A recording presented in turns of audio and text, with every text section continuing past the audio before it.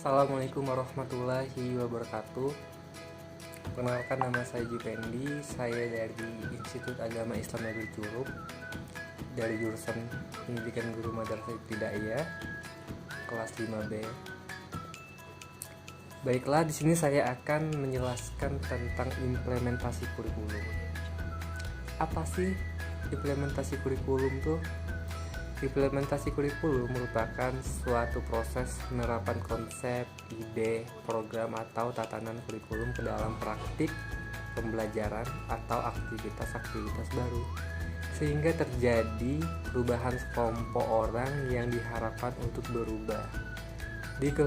Dikemukakannya juga bahwa implementasi kurikulum merupakan proses interaksi antara fasilitator sebagai pengembang kurikulum dan peserta didik sebagai subjek pengembangan. Berdasarkan dari uraian di atas, dapat dikemukakan bahwa implementasi kurikulum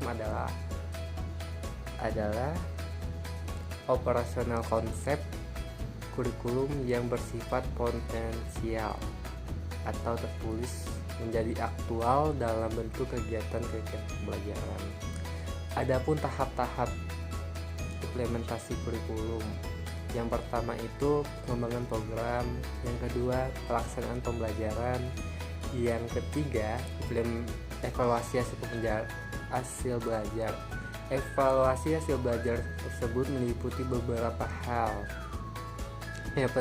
Yang pertama penilaian kelas, yang kedua tes kemampuan dasar, yang ketiga penilaian akhir tahun pendidikan, yang keempat benchmarking, yang kelima penilaian program. Yang keempat itu benchmarking. Adapun juga faktor-faktor yang mempengaruhi implementasi kurikulum. Yang pertama itu karakteristik kurikulum. Apa sih yang mencakup karakteristik kurikulum? Yang pertama itu ruang lingkup, bahan ajar, tujuan, fungsi, dan sebagainya. Yang keempat, strategi implementasi. Strategi implementasi itu strategi yang digunakan dalam implementasi kurikulum seperti diskusi profesi, seminar, penataran, lokal karya, penyediaan buku kurikulum, dan berbagai kegiatan lainnya yang dapat mendorong penggunaan kurikulum di lapangan. Selanjutnya itu karakteristik penggunaan kurikulum. Karakteristik penggunaan kurikulum meliputi pengetahuan, keterampilan, serta nilai dan sikap guru terhadap kurikulum, kemampuannya untuk merealisasikan kurikulum dalam pembelajaran. Selanjutnya itu prinsip-prinsip kurikulum. Dalam implementasi kurikulum terdapat beberapa prinsip yang dapat menunjang keberhasilan. Yang pertama, perolehan kesempatan yang sama. Kenapa harus perolehan kesempatan yang sama? Karena peserta didik itu harus mempunyai pengetahuan, keterampilan, dan sikap yang sama sebagai objek pengembangan. Yang kedua itu prinsipnya itu harus berpusat pada anak dengan tahap-tahap perkembangan peserta didik melalui pembelajaran aktif, kreatif, efektif, dan menyenangkan. Yang ketiga, pendekatan dan kemitraan. Harus kita ingat, keberhasilan pencapaian pengalaman belajar menuntut kemitraan dan tanggung jawab bersama dari peserta didik, guru, sekolah, perguruan tinggi, dunia kerja dan industri, orang tua, dan masyarakat. Yang keempat itu kesatuan dalam kebijakan dan keberagaman pelaksanaan.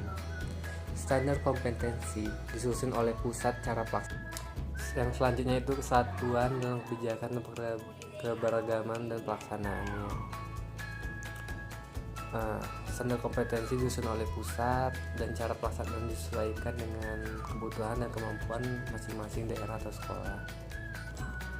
Nah, poin yang selanjutnya itu unsur-unsur implementasi kurikulum. Unsur-unsur implementasi kurikulum itu yang pertama itu pelaksanaan kurikulum.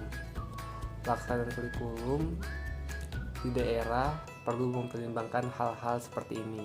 Yang pertama, perencanaan pelaksanaan pendidikan sesuai dengan standar yang ditetapkan. Yang kedua, perluasan kesempatan berimprovisasi dan berkreasi dalam meningkatkan mutu pendidikan. Yang ketiga, penegasan tanggung jawab bersama antara orang tua sekolah, masyarakat, pemerintah, dan pemerintah pusat.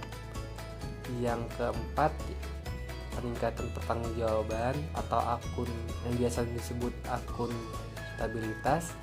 Yang kelima, perwujudan keterbukaan dan kepercayaan dalam pengelolaan pendidikan.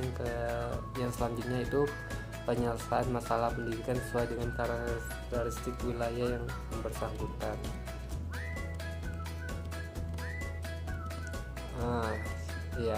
Poin selanjutnya yaitu kegiatan kurikulum.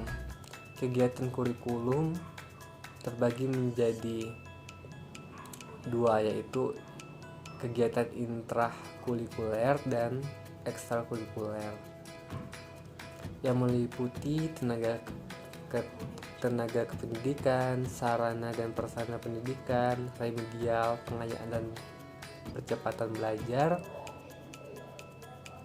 Yang keempat, bimbingan dan konseling. Yang kelima, pengembangan atau penyusunan silabus. Yang ketujuh, pengolahan kurikulum. Yang terakhir, sekolah bertaraf internasional. Baiklah, itulah sedikit penjelasan tentang implementasi kurikulum yang dijelaskan oleh saya sendiri, Jupendi. Baiklah, saya tutup. Wassalamualaikum warahmatullahi wabarakatuh.